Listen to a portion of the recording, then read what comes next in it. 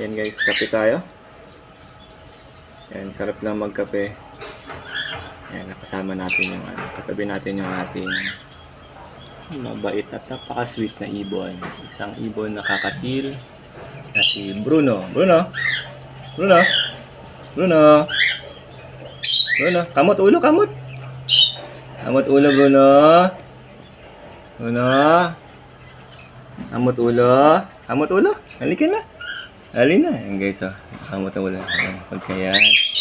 Yuyuko na siya agad guys pagka gusto nga kapag sinabi mong kakamutin yung ulo niya. Ayan, kamot ulo. Nakabait naman oh. Kamot ulo nak. Kamot ulo. Napakabait naman. Napakabait ng ba? Napakabait ng baby namin na ito na si Bruno. Isa nga pala ito guys na kakatil bird. Ayan, so meron silang palong. Ayan. So cute.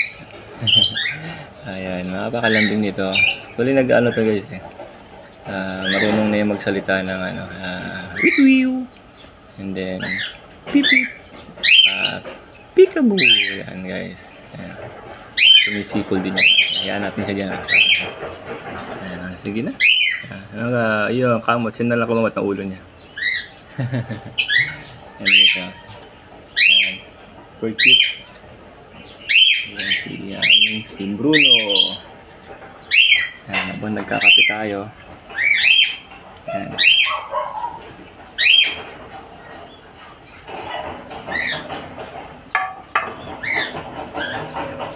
Para maging close sila sa atin, magkaroon tayo ng bonding sa kanila, dapat lagi natin silang nahawakan. So guys, ano to? Nag-free flight yan. So, napalipad na yan. Whip! Whip! Whip! Whip! Whip! Whip! Whip! Whip! Whip! Whip! Whip! Whip! Whip! Salita aja guys. Whip! Whip! Whip! Whip! Whip! Halika na, kamot ulo tayo dito. Halika na, kamot ulo. Kamot ulo. Kamot ulo. Kamot ulo yan guys. Ayan ang paborito niya. Paborito niya talaga yung paborito niya talaga yung kinakamot ng ulo niya. Talaga yung yan. Nare-relax siguro siya. Pag minamasahe natin yung kanyang ulo. Yan. So, yan. Yuyuko agad yan guys pag sinabi mong kamot ulo. Kamot ulo! Kamot ulo! Kamot ulo! Matik yan. Yuyuko na po yan. Kaya sinabi mong kamot ulo. Alam niya na yan na mamasahin na yung ulo niya. Bye-bye, Bruno!